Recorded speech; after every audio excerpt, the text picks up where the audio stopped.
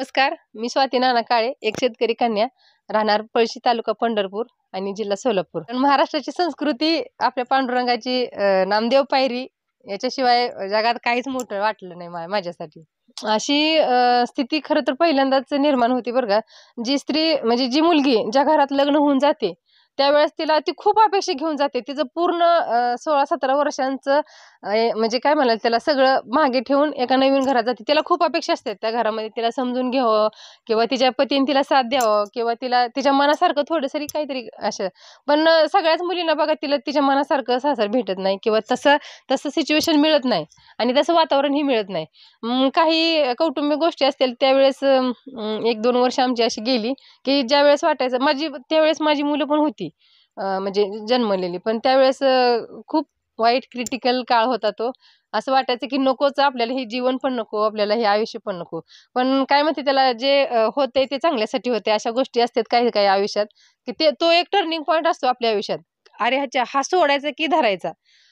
अशा गोष्टीतनं मी एकच टर्निंग पॉइंट म्हणजे आमच्या आयुष्यात आला, की नाही आता हे आपण यांच्या पाठीमागे जायचंय आपल्याला आणि इथून बदल घडवायचा आहे. असं नेमकी काय ते म्हणते? 4 माणसं असेच हसतात, असेच भुंकतात आणि असेच पाठीमागे राहतात.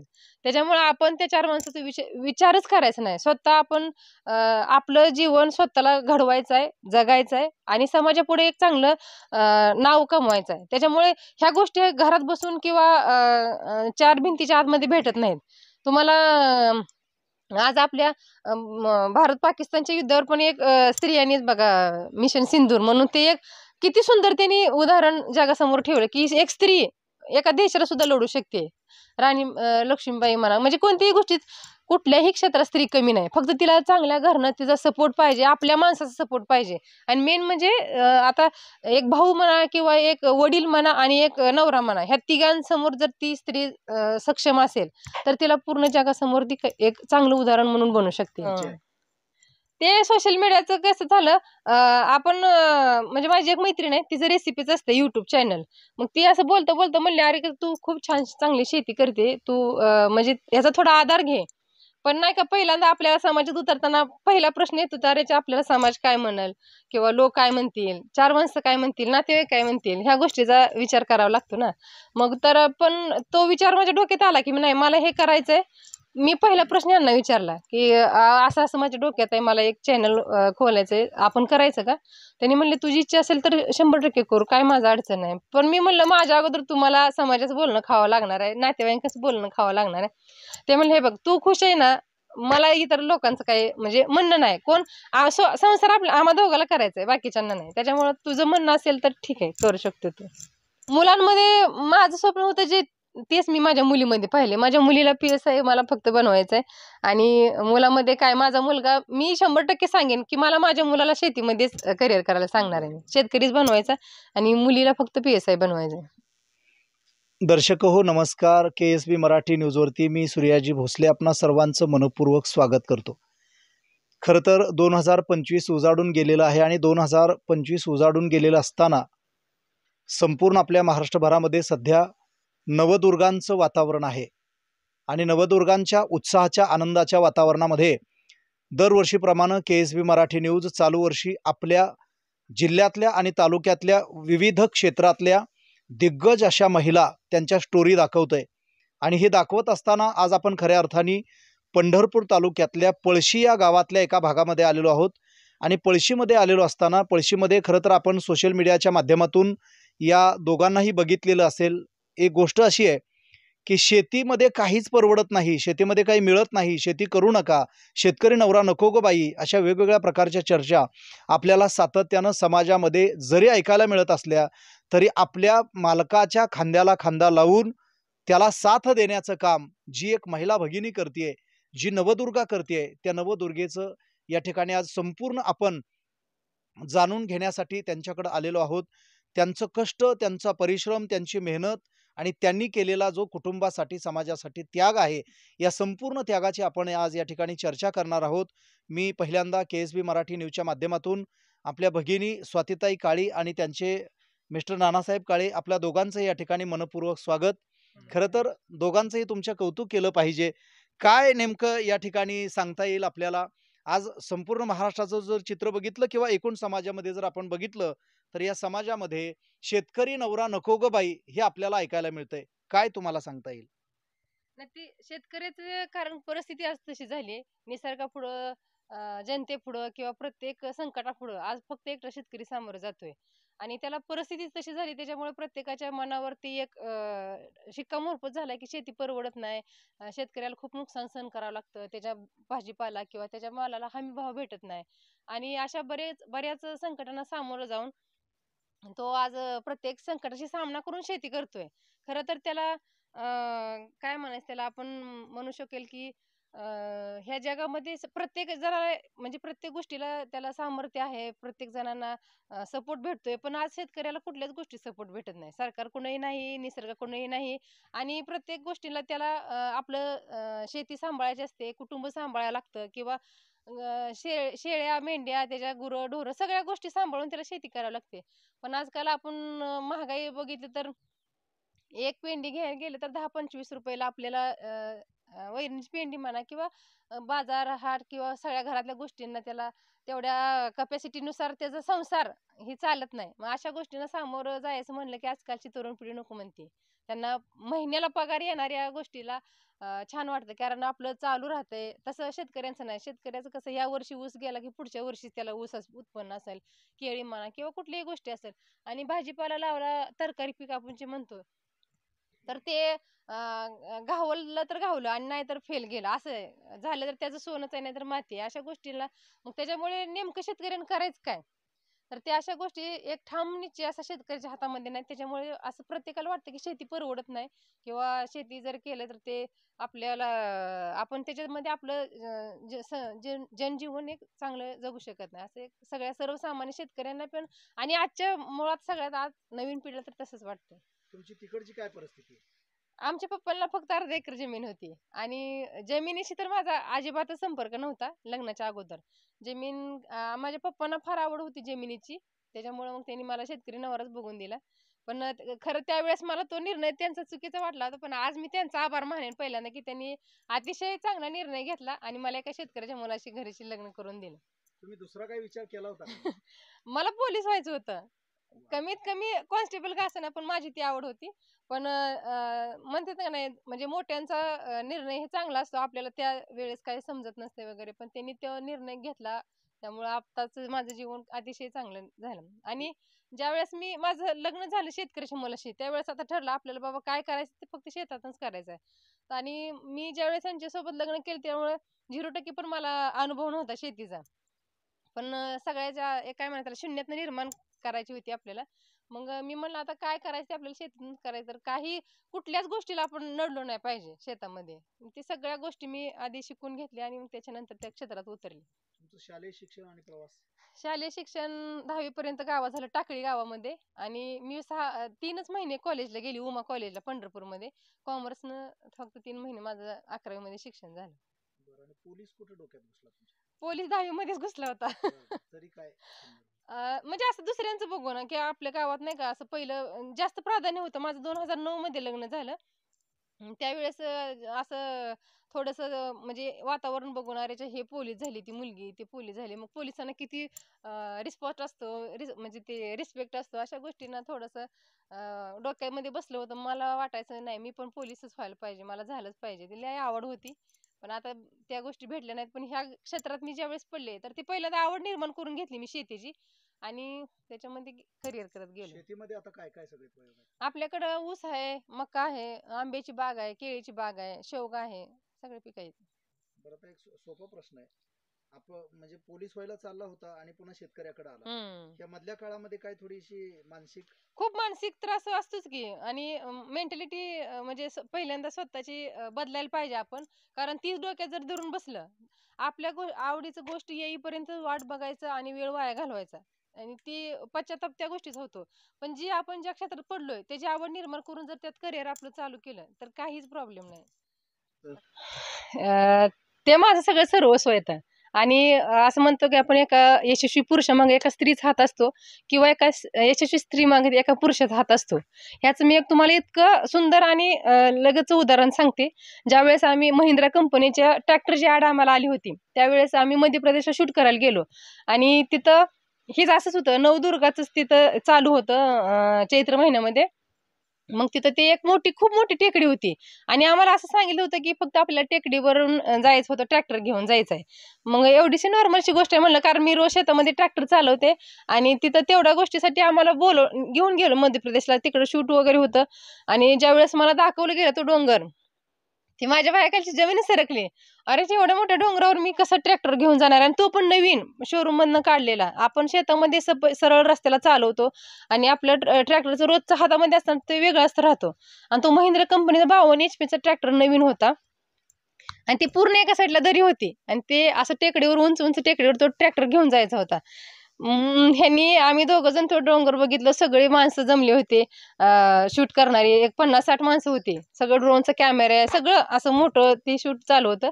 ह्यांनी मला म्हणले, बघ तुझे कॉन्फिडन्स असला तर तू हे रिस्क घे, कारण हे खूप मोठी रिस्क आहे. आपण तू शेतामध्ये चालवलेलं वेगळं होतं आणि हे वेगळं आहे.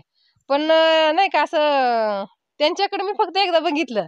अरेच्या हा माणूस माझ्यावर विश्वास ठेवून मला ह्या राज्यातून ह्या राज्यात घेऊन आलाय, तर त्यांचा ते विश्वास तुटला नाही पाहिजे. मी त्या ट्रॅक्टरवर बसले आणि स्टार्टिंग पासून अगदी एंड पर्यंत मी म्हणजे हाच बिनधास्त ट्रॅक्टर तो घेऊन गेले. अशा गोष्टीच मला त्यांचं म्हणजे कुठल्याही गोष्टीत असू द्या, म्हणजे रिस्क असू द्या किंवा नॉर्मली असू द्या, त्यांचा फक्त एक सपोर्ट मला फक्त पुरेसा असतो. कधी चालवायला चालू केलं? ट्रॅक्टर आम्ही नवीन घेतल्यावरच आणला त्यांनी आणि सगळ्या गोष्टी त्यांची मला म्हणजे कुठल्याही गोष्टीत सपोर्ट असते का, तिथे तुला जमलं पाहिजे, ते तुला आलं पाहिजे, प्रत्येक गोष्टी तू एक्सपर्ट झाली पाहिजे, ते कुठल्याही गोष्टी तू म्हणजे मागे नाही राहिली पाहिजे. अगोदर त्यांचं म्हणणं असतं, मी जरी घाबरले किंवा नको असं, अरेच्या तुम्ही आहे की मग मला कशाला, तर नाही म्हणले, माझ्या बरोबर तू पण ह्या क्षेत्रात आहे ना, तर तुला पण ती सगळ्या गोष्टी यायला पाहिजे त्या, असं असते. हे सगळं करता करता सोशल मीडियावरती खूप चांगला आता सध्या तुमची चर्चा आहे. ते सोशल मीडियाचं कसं झालं, आपण म्हणजे माझी एक मैत्रीण आहे, तिचं रेसिपीच असते युट्यूब चॅनल. मग ती असं बोलता बोलता म्हणली, अरे तू खूप छान चांगली शेती करते, तू म्हणजे याचा थोडा आधार घे. पण नाही का, पहिल्यांदा आपल्याला समाजात उतरताना पहिला प्रश्न येतो, तर आपल्याला समाज काय म्हणाल किंवा लोक काय म्हणतील, 4 माणसं काय म्हणतील, नातेवाईक काय म्हणतील, ह्या गोष्टीचा विचार करावा लागतो ना.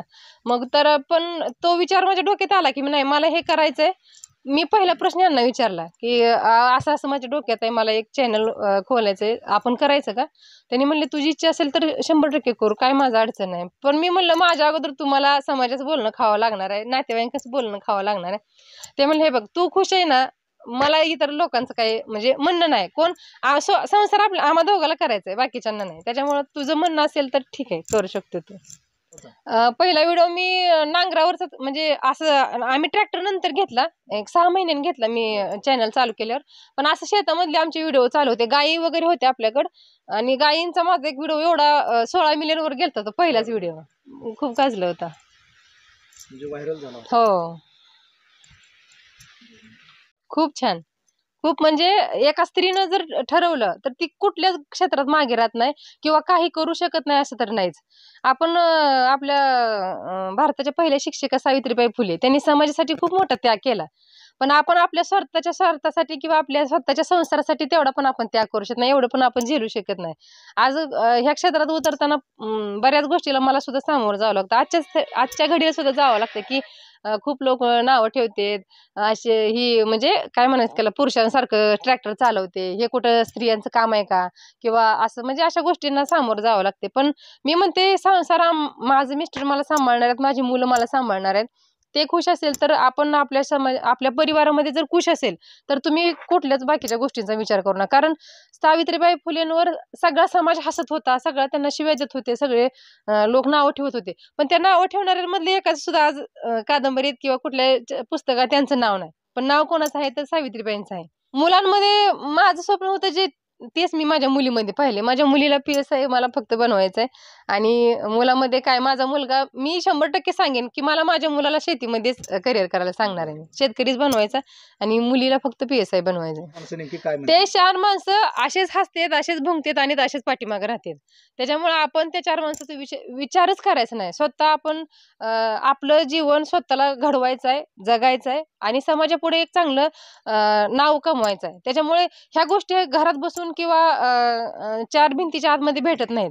तुम्हाला आज आपल्या भारत पाकिस्तानच्या युद्धावर पण एक स्त्रियांनीच बघा, मिशन सिंदूर म्हणून ते एक किती सुंदर त्यांनी उदाहरण जगासमोर ठेवलं की एक स्त्री एका देशाला सुद्धा लढू शकते. राणी लक्ष्मीबाई म्हणा, म्हणजे कोणत्याही गोष्टीत कुठल्याही क्षेत्रात स्त्री कमी नाही. फक्त तिला चांगल्या घरनं तिचा सपोर्ट पाहिजे, आपल्या माणसाचा सपोर्ट पाहिजे. आणि मेन म्हणजे आता एक भाऊ म्हणा किंवा एक वडील म्हणा आणि एक नवरा म्हणा, ह्या तिघांसमोर जर ती स्त्री सक्षम असेल तर तिला पूर्ण जगासमोर ती एक चांगलं उदाहरण म्हणून बनू शकते. मला माझ्या आई वडिलांसाठी थोडं काहीतरी करायचं होतं लग्नाच्या अगोदर, पण ते नाही, म्हणजे मला नाही करता आलं. काही परिस्थितीमुळे माझं लवकर लग्न झालं. पण आता ते माझ्या आई वडिलांचं पण, माझ्या नवऱ्याचं पण आणि माझ्या कुटुंबाचं पण नाव मी लौकिक केलं असं म्हणायला थोडी हरकत नाही. अजून नाही, आपल्याला फक्त स्वप्न तर प्रत्येकाचे असते. माणूस स्वप्न घेऊन जन्माला आलाय आणि ते पूर्ण केल्याशिवाय त्याच्या मनामध्ये जिद्द पाहिजे. अरे हे माझं स्वप्न राहून गेले तर ते मला पूर्ण करायचंय.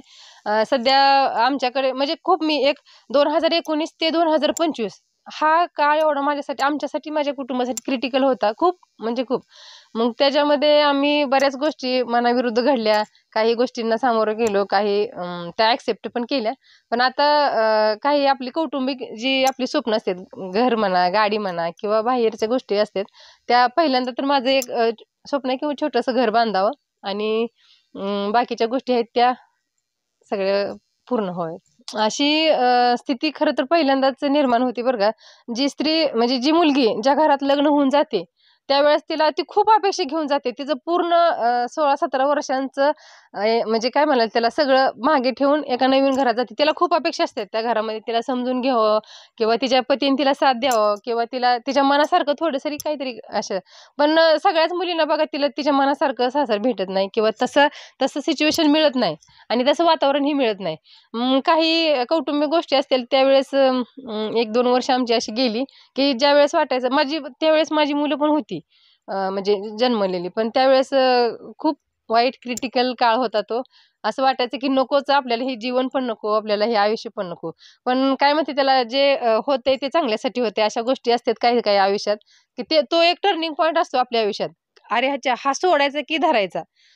अशा गोष्टीतनं मी एकच टर्निंग पॉईंट म्हणजे आमच्या आयुष्यात आला की नाही आता हे आपण यांच्या पाठीमागे जायचंय आपल्याला आणि इथून बदल घडवायचा आहे.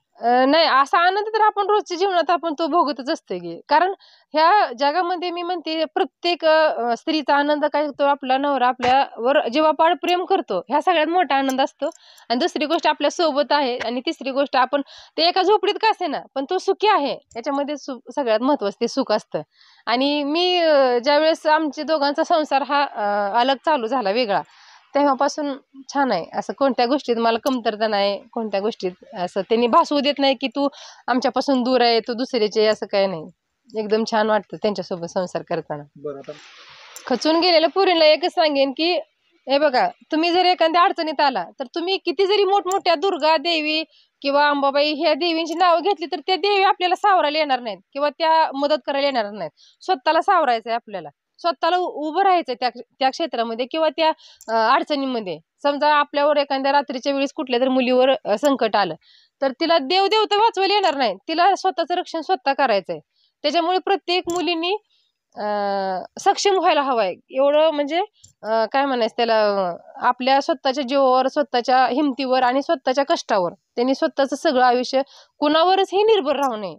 अपेक्षा ठेवू नये की हां माझा भाऊ करेल, माझं वडील करतील, माझा नवरा करतील, असं नाही. स्वतःनं आपण आलोय ना जन्माला तर आपलं काहीतरी एक नाव लौकिक व्हायला पाहिजे. मग ते क्षेत्र कोणतंही असो. वाईट मार्गाला जाऊन काहीतरी करण्यापेक्षा चांगल्या गोष्टीतून सुद्धा करिअर खूप चांगलं घडतं. आहारी आहात की मांसाहारी? 20% आहे मांसाहारी आणि 80% आहे शाकाहारी. देव मानताय का? हो मानते. सगळ्यात जास्त माझी श्रद्धा आहे दत्तगुरू आणि पांडुरंगावर. कारण ह्या दोघांमुळेच मी आज पहिले गुरु माझे दत्तगुरू, दुसरे गुरु माझे नानासाहेब. ह्या दोघांविषयी मी म्हणजे ह्या दोघांशिवाय मी समाजात कोणालाच डिमांड पण देत नाही आणि मानत पण नाही. पांडुरंगाचं दर्शन घेतलंय का? हो आम्ही जर महिन्याला जातो, जर वारीला जातो आम्ही दोघं पण. आणि दत्तात्रय गुरु? दत्तगुरूंचं आम्ही पारायण वगैरे बसवतो. वर्षातून 4 पारायण असतात आमची आणि गाणगापूरला पण आम्ही वर्षातून एकदा जातो. आम्ही दोघंच जातो. महाराष्ट्र सोडून कुठं कुठं फिरलाय? मध्य प्रदेशला गेलोय, गोव्याला गेलो होतो. हां, एवढे 2च राज्य. नाहीतर मुंबईला वगैरे मग महाराष्ट्रामध्ये. मध्य प्रदेश, गोवा आणि महाराष्ट्र हां, ह्या तिघांमध्ये 3 मोठं मध्ये. कोण आहे? आपलं पण महाराष्ट्र. कसं काय? कारण महाराष्ट्राची संस्कृती आपल्या पांडुरंगाची नामदेव पायरी याच्याशिवाय जगात काहीच मोठं वाटलं नाही माझ्यासाठी. आणि प्रत्येक स्त्रियांनी नवदुर्गासारखं स्वतःच्या रक्तामध्ये सगळीकडे भिनली पाहिजे आपली नवदुर्गा.